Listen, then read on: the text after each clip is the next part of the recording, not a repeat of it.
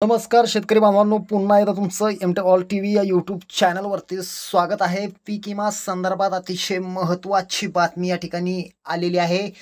प्रधानमंत्री पीक विमा योजनेअंतर्गत हंगामातील प्रतिकूल परिस्थितीमुळे झालेले नुकसान जसं की बाजरी, कांदा, सोयाबीन, भुईमूग, तूर या अधिसूचित पिकांकरता संभाव्य विमा नुकसान भरपाई रकमेच्या 75% आगाऊ रक्कम शेतकऱ्यांना देण्याचे आदेश या ठिकाणी पीक विमा कंपन्यांना देण्यात आलेले आहेत।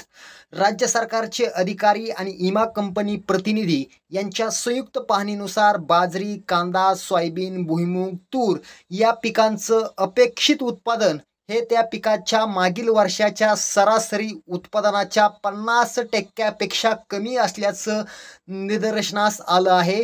त्यानुसार महसूल मंडळ गटातील सर्व पीक विमाधारक शेतकऱ्यांना संभाव्य नुकसान भरपाई रकमेच्या 75% आगाऊ रक्कम 1 महिन्याच्या आत त्यांच्या खात्यात जमा करण्याचे या ठिकाणी आदेश दिलेले आहेत। त्यामुळे राज्यातील शेतकऱ्यांना 75% पीक विम्याचा प्रश्न या ठिकाणी मिटलेला आहे। शेतकऱ्यांना दिलासा देणारी बातमी होती। व्हिडिओ आवडला तर नक्की शेअर करा।